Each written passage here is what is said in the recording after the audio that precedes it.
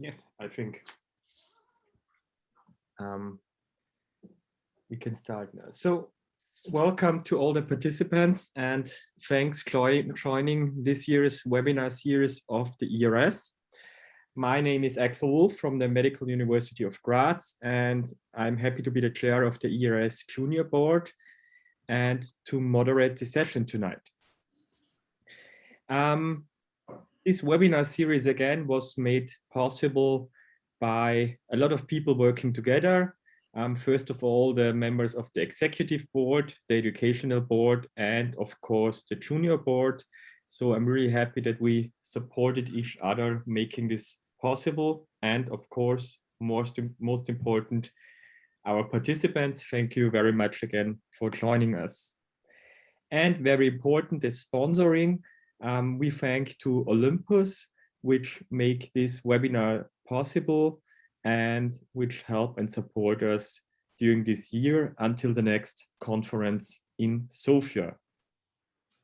So for this year and the beginning of next year, we have quite a large number of webinars planned. It's at least 12 webinars are planned right now. We will keep you updated with different the different topics and dates on, of course, via email and our social media channels. So easiest thing is to follow us on social media channels, and we will provide the next topics and links, etc., for you over there. Today we have a really sophisticated topic in my world, but the base of our working and our research work. So all our decisions in clinical routine should be based on evidence. And this first webinar is not that clinical how our next webinars will be, but I think it's really important to start with this topic, also to get more involved and to understand better the data we will provide over the next couple of months. So our topic today, our title of the webinar today is Understanding of Evidence-Based Medicine in Rhinology. We wanted to have 3 famous speakers. Unfortunately, Professor Fockens had personal issues and just canceled their talk a few minutes ago. So we are very sorry about that. And there was not enough time to find another speaker because it was really in the last second. So I'm very happy to welcome tonight Sietze Reitsma, also from the UMC in Amsterdam, and David Ranford from Guy's and St. Thomas Hospital in UK, London. And I'm very happy to welcome our speakers tonight. And I'm really looking forward to your talks. If there are any questions from the audience, just let us know via the messenger function, and we will be happy to answer or to try to answer them as good as we can. So, Sietze, can I ask you to start your presentation? Yes, Axel, thank you very much for the kind introduction. Let me see if I can get it up and running by sharing my screen. There it is. Perfect, yes. So my name is Sietze Reitsma. I'm a rhinologist from Amsterdam University Medical Centers for 6.5 years now. And recently I also attained the position of associate editor for Rhinology journal. And of course, when I got the chance or the invitation to talk about how to submit the paper, I thought, yes, that's a very good chance. Just a chance to try to help you advance your research and to get to the point where you get papers accepted, which is, of course, a very, very nice stage from your research. So in the next 15 minutes or so, I want to focus on a few things. Of course, you will get some tips and tricks from me to upgrade your skills as an author. But what I really hope to bring about is that you change your perspective a little bit. And that's a challenging task for myself, but maybe we'll manage. And of course, like Axel said, if you have any questions, just put them in the chat function and we will get back to that at the end of the talks. Now, if you think about submitting a paper, it's really important to realize that it's often the last stage of many weeks, months, or years of hard work. Doing research means that you start by planning your research, acquiring resources, doing lots of hard work, doing experiments, and in proper research, many of them fail.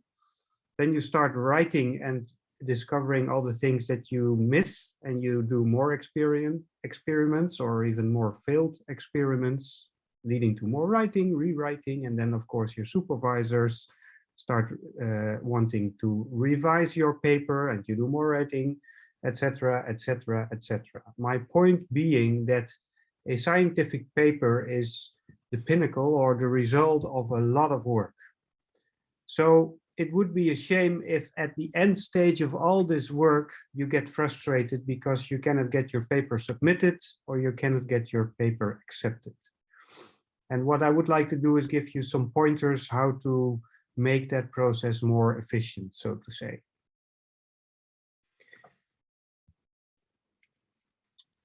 So you could also rephrase this to how to achieve the awarding emotion of your paper is accepted for publication. And there are two areas I want you to invest in. That's the shape, form, or style of your paper, and of course the scientific contents. So you could, of course, say it's all about the contents and not about the outward appearances, because that's just some form of window dressing and we shouldn't be bothering about that. I think to a small degree that would be true. If you make a really, really nice looking paper without any scientific content, then you're obviously overshooting, but you shouldn't underestimate that the form of your paper is a really important factor in getting it published.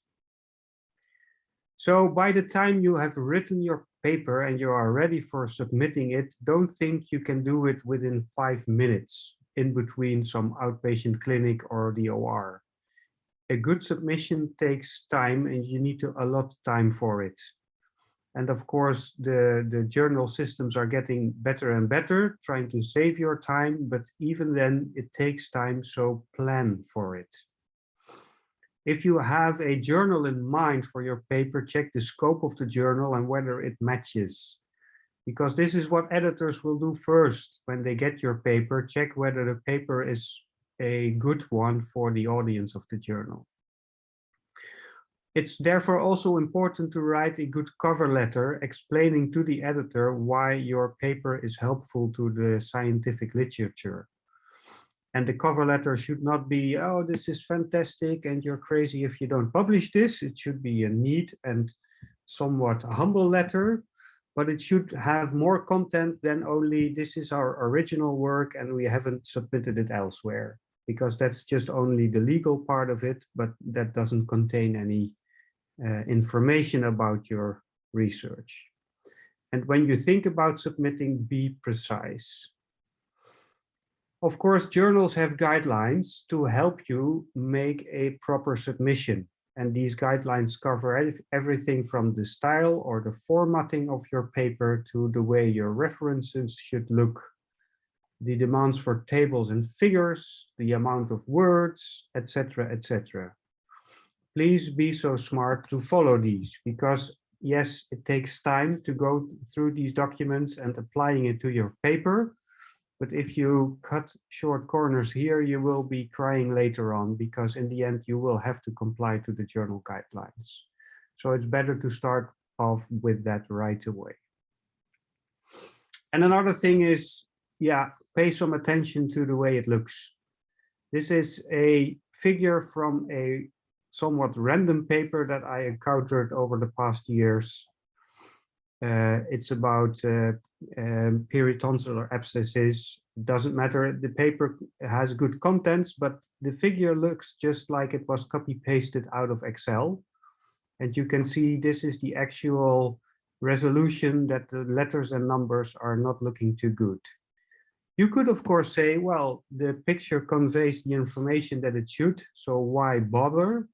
But if you look to a figure like this, with a little bit more attention, it looks a lot more like a proper figure. Is that very important? Maybe not. Is it helpful? Yes, surely it is helpful. Because if I receive papers as an associate editor and I look at it and I see the amount of detail or precision that is put into a figure like this, then I will also know that probably the authors have been using the same amount of attention to their paper. So it's sort of like a predictor for quality, and that's what we look for when we talk about submitting or publishing papers. So for you, this might be a detail, but for me, this is an important detail. Obviously, the most important part of your paper is the scientific content. And maybe when you saw the title of my talk, you would think that I would be going through these parts of a paper, the abstract, the introduction, the methods, and so forth and so on. And maybe you would expect me to go to every part separately and to explain to you what the triggers or the attention points are for each of these parts or sections. Well, I'm not going to do that. Yes, this is the structure that you need to be aware of, but I want you to try to change your perspective here. Also because I only have 15 minutes, and if you want to remember anything from my talk, this would be the slide. I think this should be your general approach to your scientific content of a paper. Just imagine Denzel Washington sitting in front of you when you write your paper, and he is saying this. All right, explain this to me like I'm a 2-year-old, okay? Because there's an element to this thing I just cannot get through my thick head.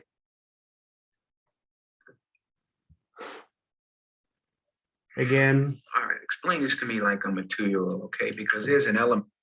So what he is saying, explain this to me like I'm a 2-year-old, because there is an element that I just can't get through my thick head. Maybe this is ridiculous to you, but if you try to keep this in mind, you might change your perspective on how to write a successful paper. Explain this to me like I'm a 2-year-old. In a way, writing a paper is like selling a product. And obviously only based on funded and proven claims. So we're not doing any fancy or unwarranted stuff. But yes, you should think about your paper as a product that you want to sell to the journal that you have in mind. And if you look at it that way, you need to consider the audience that you want to reach, your readership, your scientific content, the actual product, but also your marketing strategy. So if you consider your audience, it's very helpful for them if you make a readable article. That means just step by step going through your hypothesis, your testing, your results, and just stepwise. Maybe you could say a 2-year-old is too strong. But don't assume that all your readers have too much in-depth knowledge. So if you start throwing around difficult terms, abbreviations, techniques, they will get lost. And the chances are that the reviewers of your paper will get lost and that you will not get your paper accepted. So try to get some distance to your paper. Imagine Denzel Washington sitting there, and imagine how a not too well-knowledge reader would read your article and how you would get your message across. And then explain your abbreviations, of course, but also very important, explain your definitions. If you write a paper about, I don't know, CRS, what's the definition you used? Is it just an epidemiological definition based on questionnaires, or is it one where you need a nasal endoscopy or a CT scan or what have you? Just explain exactly what you did and how you defined everything. If you then consider your product, well, of course, this step should not start when you start writing your paper. As we explained in the beginning, the paper is the last phase of your research cycle, so to say, and the first phase is where you start designing your research. And this is where we say garbage in is garbage out. So of course, if you didn't design your research in a proper fashion, then you can write all the papers you want, but you will never get a good result. But even when these first phases are valid, your paper needs to convey that your study is based on a valid research question, that it contains a valid methodology to answer this question, and a solid statistical approach. And of course, by getting the message across, does it provide clear answers? And this means that your results shouldn't only be statistically significant, but much more maybe should be clinically relevant. So a clear answer not only gives a p-value, but also tells you whether or not for the daily practice it makes a difference.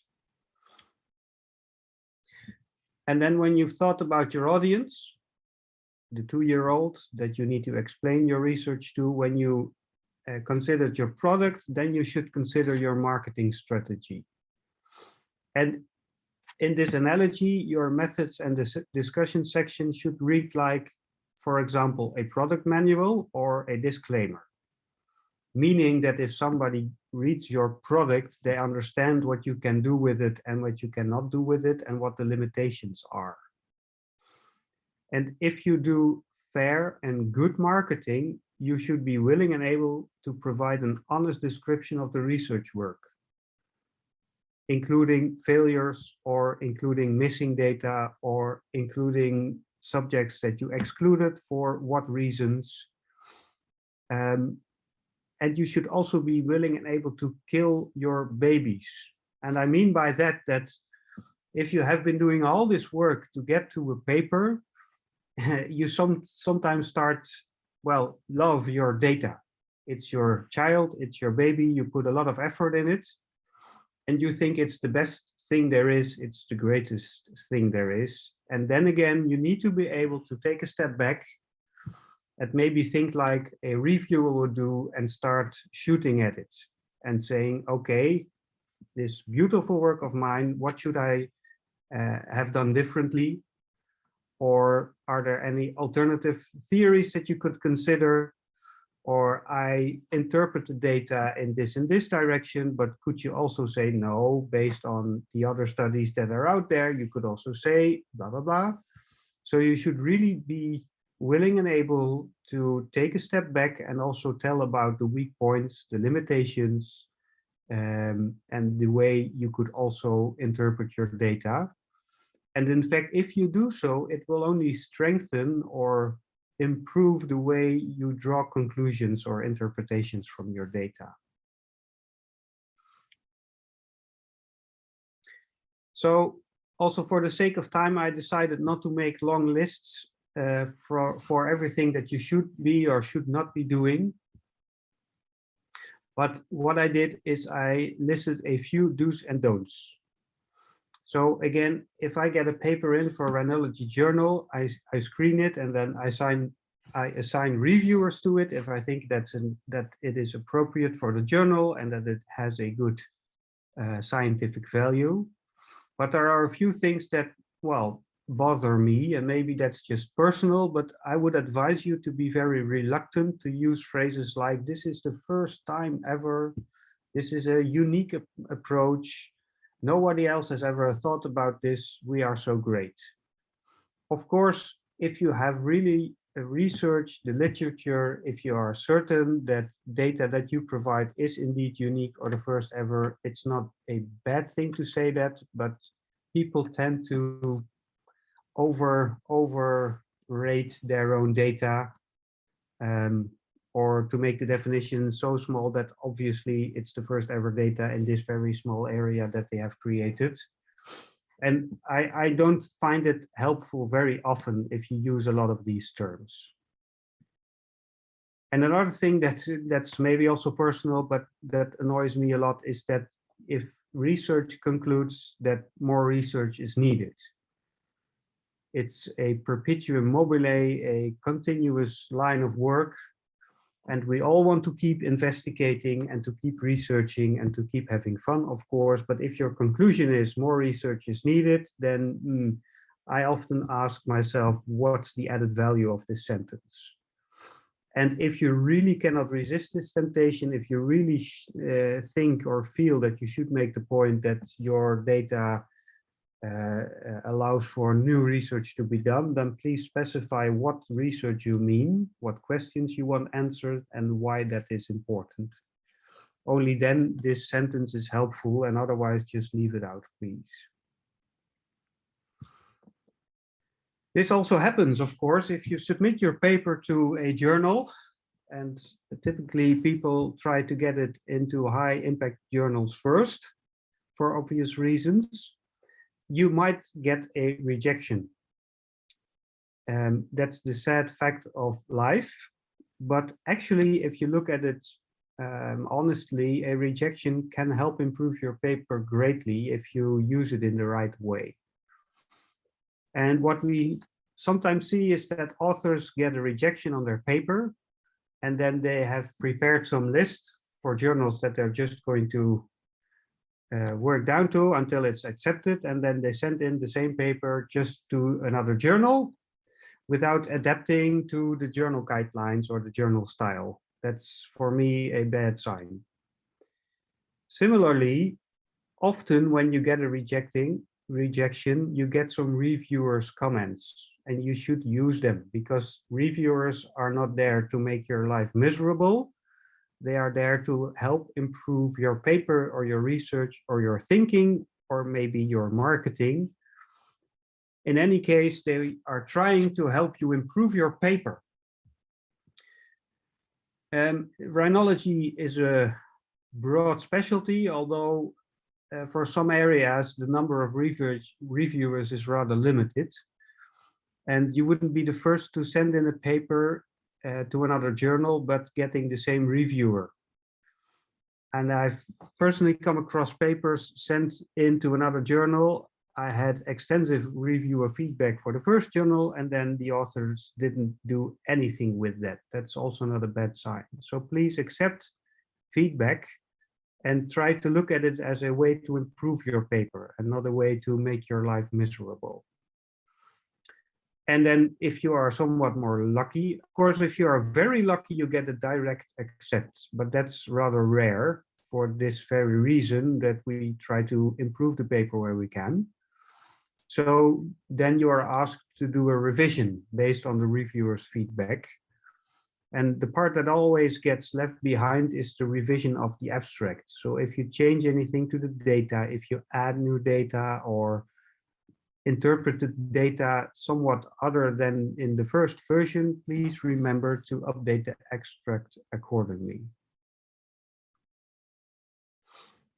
Yeah, and obviously be smart, but don't be a smart ass. So a lot of stuff has been thought about by smart people to help you and your readers to get a good paper. So use the existing guidelines like Consort or Stroke or Prisma, etc., whatever is applicable to your actual research. Like I stated before, don't overrate your results, just be realistic. That should usually be enough. And importantly, don't be proud or stubborn. Ask for help where needed. So if you need to do a difficult statistical analysis, which we will be hearing a lot more about in the next talk, I guess, just ask for help. Or if you need a systemic literature review, ask your librarian if you don't have the time or the means or the tools to do that, etc. So people are there to help you to make your paper the best version it can be. So with that, I would like to conclude and again say with Denzel Washington, remember, explain it to me like I'm a 2-year-old and your paper will be very good to me. So thank you for your attention. Again, if you have questions, put them in the chat and I think we will answer them after the second talk. Thank you very much, Sietze, for this excellent talk. I think it's a problem and a challenge for all of us. I think we have enough time. If there is any question right now, just feel free.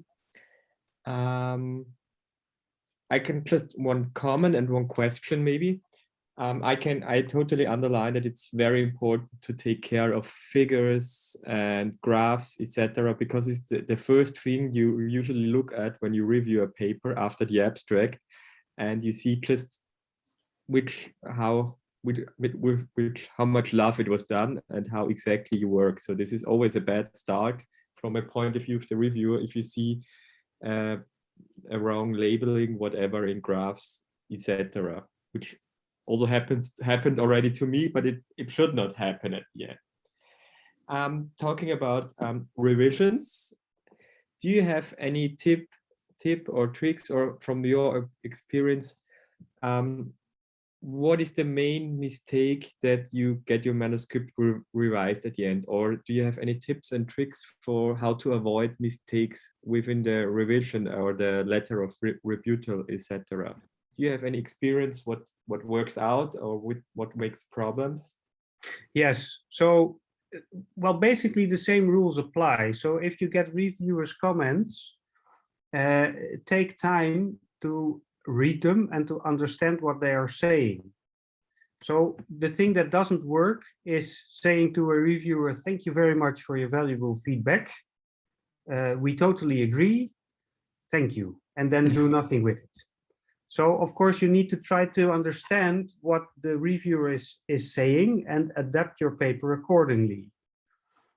If you think that it is scientifically correct, it's like a scientific discussion. So if you get reviewers' feedback that you fully don't agree with, you are allowed to, but be kind, be gentle, and be scientifically correct when saying, well, this is a very nice comment, we understand that, blah, blah, blah, blah, but we think because of this data, and because of this and this, that it's the other way around, for example.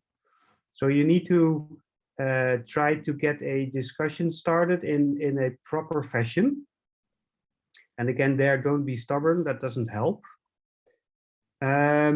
And the other thing that really helps, if you write your rebuttal letter and you say, yes, you're totally right, that was our omission, or we have looked at the data, we did additional analysis, blah, blah, blah, and we added it to the manuscript, or we changed this and this sentence, it really helps if you put in your letter of rebuttal what you changed exactly, because then the reviewer doesn't have to go through all the manuscript to see where you changed what, but just can see the changes in your rebuttal letter. That's also very helpful and very nice for a reviewer because it saves a lot of time. And remember that reviewers are not paid to do this job. It's all voluntary.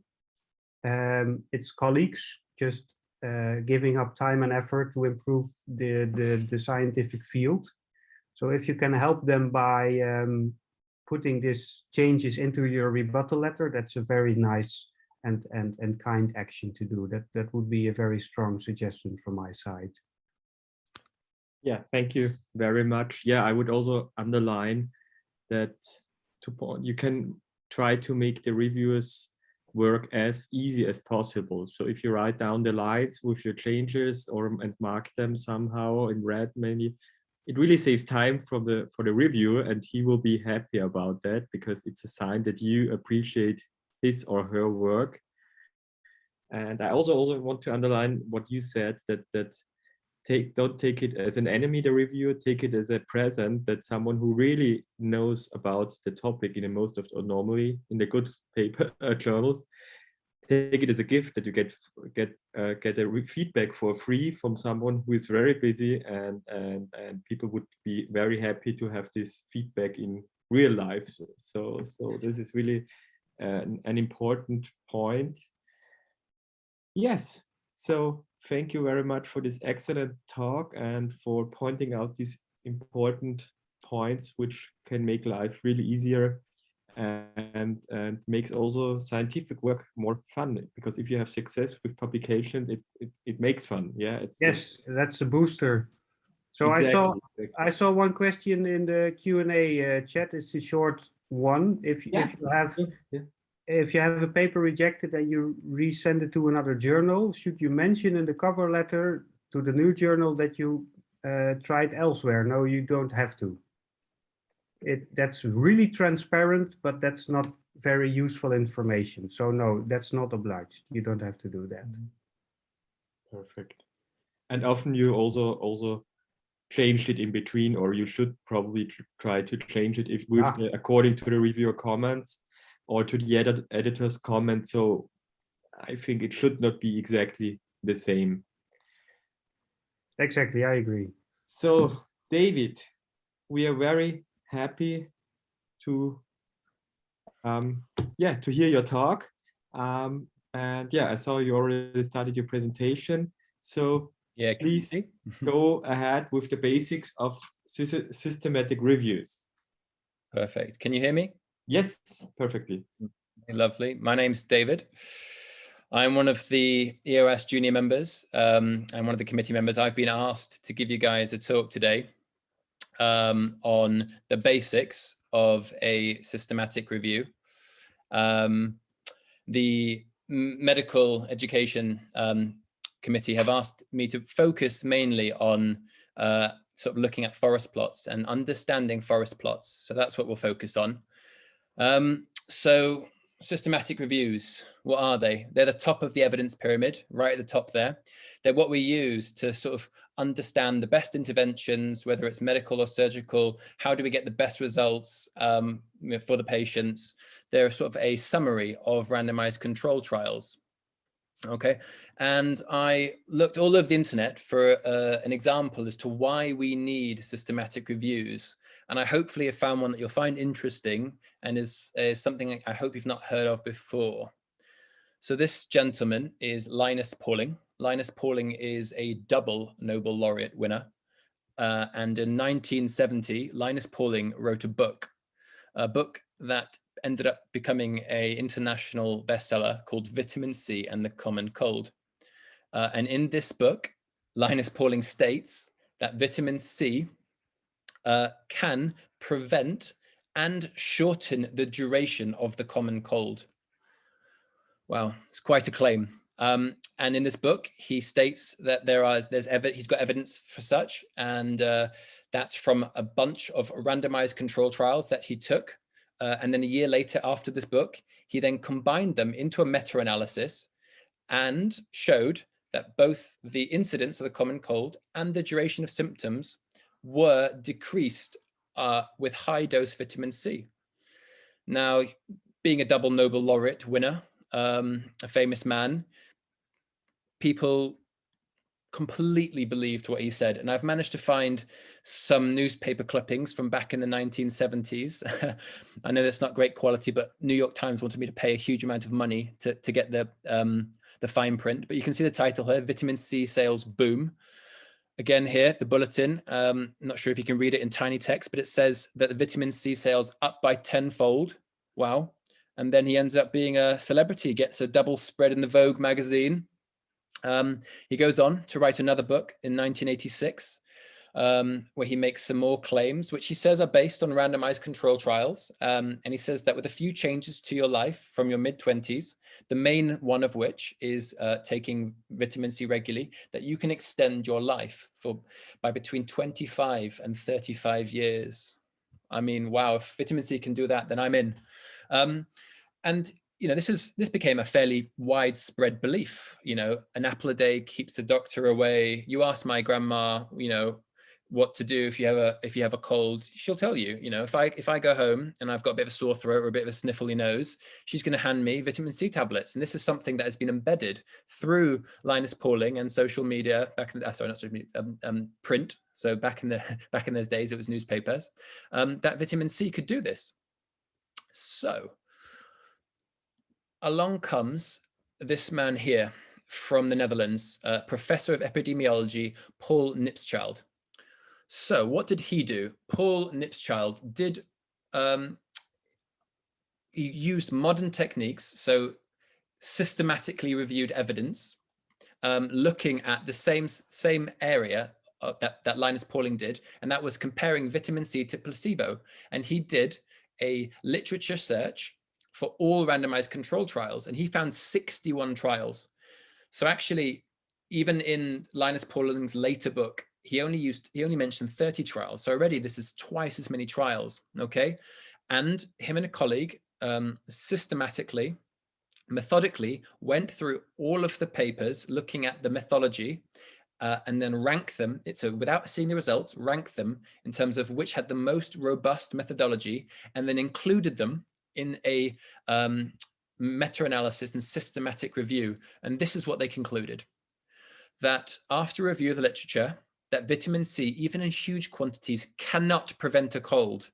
And if you take mega doses, that may be a 10% reduction in the duration of symptoms. Wow. So both of them have done, literature search. Both of them have sort of summarized evidence, but both have come to complete different conclusions. How is that possible? Well, I think you can probably guess. One of them used a very systematic, methodical approach to gathering the evidence and summarizing it, using sort of the modern techniques that we do today and that we call a systematic review, and that was Paul Kipschild. And earlier, Linus Pauling had cherry-picked papers that fit his agenda, which was that vitamin C could prevent a common cold. Okay. And to further back this up, we all know Cochrane, and they do lots and lots of systematic reviews with robust methodology.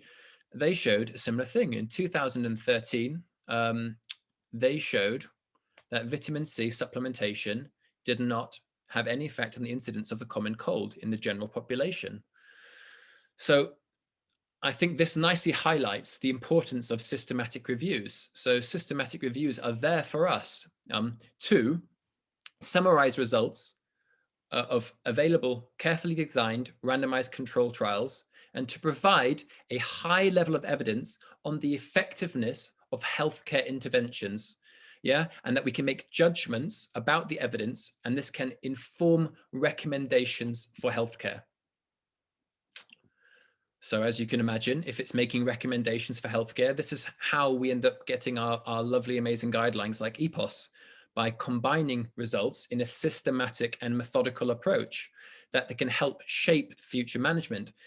Do we operate? Do we not operate? What is the best operation that we should be doing?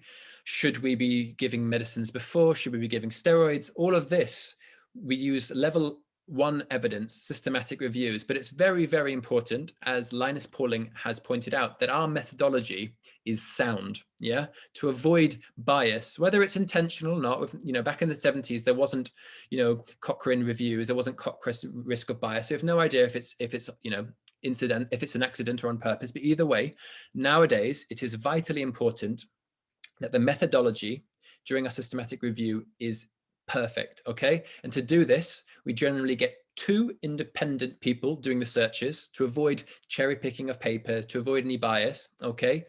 And generally, okay, we would like, before the search has been done, that there is a explicit search category, strategy for seeking out the information. And quite often this involves a clinical librarian who are often very good at constructing search terms. We can use the PICO, the Population Intervention Control and Outcome format, to help formulate this, okay? And we generally then put the characteristics of each study down and tabulate them, okay? And then we have lots of very clever tools made by very clever people to help reduce bias. And there is the Cochrane risk of bias tool, which we use to analyze each of the papers that we include in our systematic review. So what happens after you've got your papers and you're putting them together? Okay, you can present them either qualitatively, okay? And generally, how do we do that? We put them into lovely tables like this, where we summarize all of the studies, okay, that are answering our specific question, okay? And if we believe that looking at the participants, if they are similar, for example, this one shows that they're all children. If we believe that the participation group is similar, that the intervention is also similar, i.e. there isn't much difference. So for example, if one intervention group was given amoxicillin, but one was given ceftriaxone, is there much evidence in the literature to say that the outcome will be vastly different? If there is no evidence to suggest it, maybe you can combine them into a quantitative analysis. And again, are the outcomes the same? So you want to be checking whether the outcomes that they're measuring are all similar. And what I mean by this is, for example, if the outcome measure is a functional endoscopic sinus surgery and blood loss, in it, if that's the outcome measure you're measuring, are there different ways of measuring it? So is one study measuring it by an estimated total blood loss of how much is in the suction containers? Is another study measuring it by an indirect measure of operating time? Is another study looking at the endoscopic view, the visibility of the surgical field? They're all different outcome measures.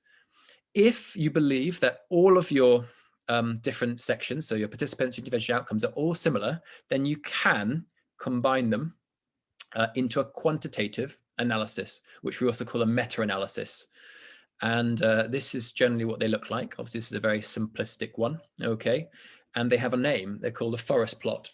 Or my favorite word in all of medicine, they're also called a blobogram, as a sort of a slang way of describing them. So let's start with a nice forest plot taken from EPOS. Okay, we'll start with the very basics of how we can understand this. So we have a forest plot that is looking at the effects of nasal corticosteroids versus placebo, okay, on quality of life in patients with chronic rhinosinusitis. And how are we measuring the quality of life? Well, we're using SNUT-22 scores. Now, we all know that's a validated questionnaire from scores between 0 and 110. So we have here the mean difference. What does that mean? The mean difference is the mean from the intervention group and the control group. It's the difference between them, okay? In other forest plots, sometimes instead of mean difference, it might be risk ratios or odds ratio, but it's important to know the units you're dealing with, okay? So what else have we got here? We have down the side here, the 6 studies that we are including in our meta-analysis, okay? As I mentioned before, you have the intervention group, the control group, okay?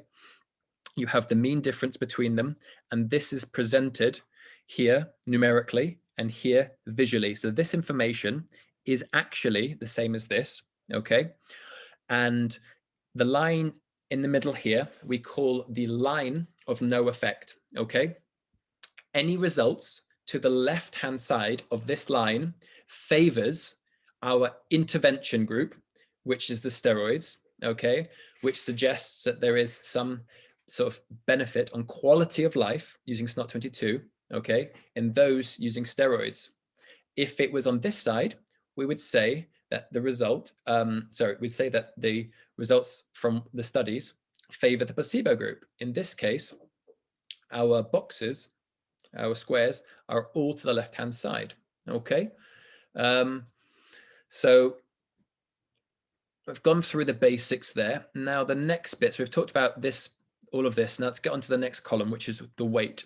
So the weight here, again, numerically is represented here and visually is represented here.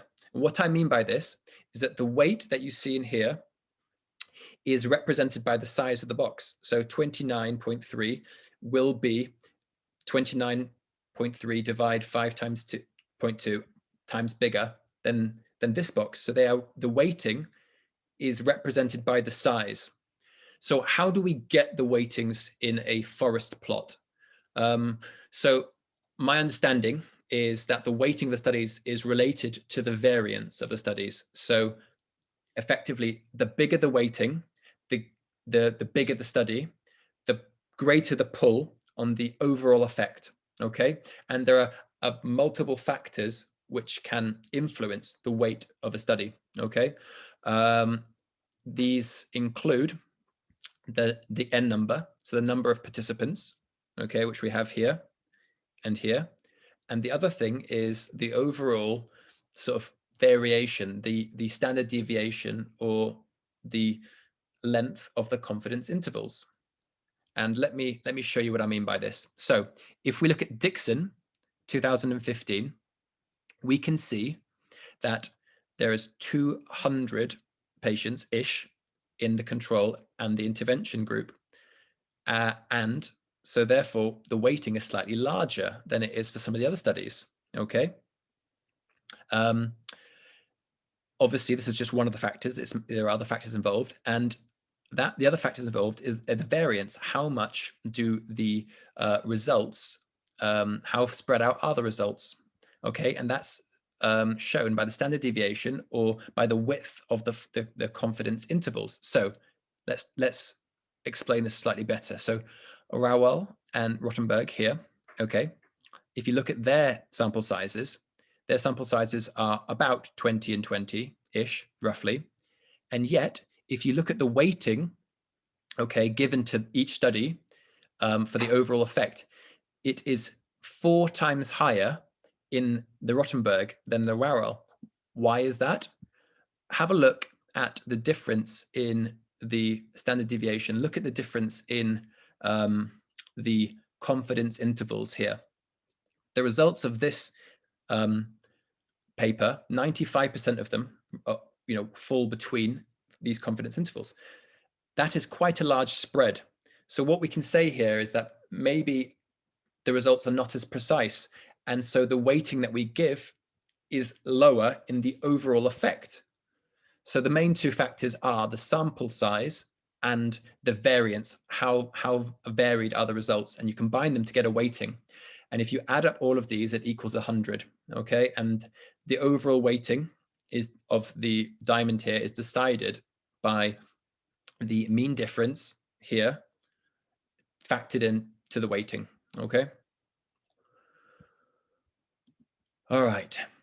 Now I've talked about the confidence intervals a little bit here, okay? A couple extra points to mention about the confidence intervals. So we've sort of gone through all of the table numerically now, and we're on to just the confidence interval, the visual aspect of it. So what can we learn? What can we pick up from looking at the confidence intervals? Well, you can, again, assess the variability, okay? So what you really want to be seeing is, are they fairly aligned, okay? If the confidence intervals are fairly aligned, then that suggests that there is a low heterogeneity, that the results are fairly similar. And what do we mean by heterogeneity? We mean that the studies, that they are not due to chance, okay? Obviously, we have formal assessments of heterogeneity, but visually, just looking at them, you can see that they are fairly aligned. All of the results, all of these confidence intervals are stacked. You haven't got one far over to the placebo side at sort of 20, well, the mean difference of positive 20 for the SNOT 22 scores. They're all fairly aligned. The other thing you can tell by looking at the confidence interval is whether each of the studies is significant by themselves. If the confidence interval does not cross the line of no effect, if it's all the way to the left and favors your steroid, then by itself it is significant. So looking at these, we can say that the top one, Leopold, it was significant. However, the other ones are not. Okay, and again, this is the beauty of being able to sort of systematically review evidence, is that although the power of these studies was not enough individually, when you combine them together, you have a diamond over to the left-hand side favoring the steroid, which does not cross the 0 and is therefore a significant result. Okay, and again, it is represented here. So the size of this box represents 100% of the weighting. So technically, if you add up the surface area of all of these, it should be equivalent to this. Okay, the position of the top and bottom corners should equate to the total effect, the mean difference, which is minus 5.46. So that's that line there. The left and right corners represent the confidence intervals for your total effect. And what we mean by this, or what we can sort of assume by this, by looking at these confidence intervals, they're quite short. So actually, the data is quite precise. So we can be fairly happy, confident that the results that we've got here are decent. If the two edges, the left and right confidence intervals, were huge, as in this was a very stretched out diamond, we would be less confident with the results that we're seeing, because the confidence intervals that are far greater spread, and so the results are not as precise. Okay, so we've gone through now looking visually at the systematic review for the forest plots. Now let's have a quick look at the numbers at the bottom. Okay, so we've gone through the table. We can tell that this is statistically significant. The overall effect is statistically significant because it doesn't cross the line of no effect. It is to the left, yeah. But we've also got a lovely statistic down here for us, the Z-score, okay? So the Z-score is based on standard deviations. So my understanding is that it's how many standard deviations away from the line of no effect is the diamond. Given that it's over 4 standard deviations away, you know, we can be fairly certain that the chance that this result is due to, you know, chance is very unlikely. 4 standard deviations away is a huge amount, okay? And that is represented by a tiny p-value, okay? So effectively what we're saying is the larger the Z-score, the bigger the effect size you're seeing, yeah? The overall effect size is larger. All right, so what else have we got to look at from the results? Well, the last thing to really look at, which we've touched on already by looking at the confidence intervals, is the variability, okay? Which is another way for saying how heterogeneous, the heterogeneity of the studies. So how similar are they? Obviously, you can clinically assess those, as we did before in the big table at the start, where you look at the participants. Are they similar age? Are they from a similar background? Do they have similar comorbidities? You look at the intervention, were they given similar antibiotics, similar doses? You look at the outcome measures. That's the clinical variability. Here we're talking about the statistical variability, okay? So effectively, how much can we actually take away from the forest plot? Yeah. So are we saying that the differences in the study are due to chance, or are they not due to chance? Okay. And most forest plots will have multiple ways of sort of summarizing the heterogeneity. Okay. The first one is tau squared. Okay. Which is probably the one that's I've seen used least, okay? And it is the extent of the variation among the effects observed in different studies. So what it's just saying is it's looking at the difference in studies, okay? So the 0 here suggests that there isn't much difference between the studies, okay? The ones we generally use more and are related to each other is the chi-squared and the I-squared. So we'll start with chi-squared. Most of you will probably know what chi-squared is. It's sort of a goodness of fit test, okay? It assesses whether observed differences in results are compatible with chance alone. So, you know, effectively, are our results random, or do we think that they are due to an actual effect, okay? And for a long time, chi-squared was used. However, unfortunately, some very smart people who are much, much better at statistics than I, and don't ask me to explain any of this, have shown that using a chi-squared has a number of limitations, okay, that that it's got a limit to its power. So generally here, that the chi-squared number, you're looking at a small p-value generally for a chi-squared here, or a, let me get this right, a large chi-squared value is evidence of heterogeneity. So if the p-value is less than 0.05, then we can say that there is heterogeneity. Okay, that's how we sort of assess this. This is far bigger than 0.05, so we can reject the hypothesis that, you know, that these are due to chance. Okay, so we have a large, yeah, chi-squared, and so okay, what else have we got to hit? So yes, like I said, there are some limitations to chi-squared, and the limitations are, as I understand, that they have low power in the situations of meta-analysis, okay? When studies generally have small size, or there are few studies involved, it can actually miss heterogeneity. What does this mean? It means that a non-significant result might not be taken as evidence of no heterogeneity. So it can sometimes miss things. So along comes the one that we use most, the I-squared. And the I-squared is sort of it quantifies the heterogeneity as such. And the I-squared is related to chi-squared, okay? So this is how you calculate it. It is chi-squared minus the degrees of freedom over chi-squared times 100. So effectively what this is doing is quantifying it, and it's taking into account the number of studies that you have to try to give you a quantitative analysis of how much heterogeneity is. And again, very luckily, if this is too complicated, some nice people at Cochrane have sort of given us a summary table of the I-squared and how to sort of understand heterogeneity with the I-squared tool. And generally, the smaller the number, the less heterogeneity there is. The higher, obviously, the more. And as a general rule of thumb, anything above 50, we say is a high level of heterogeneity, as in the results are quite spread out. There is a lot of differences that we cannot account for.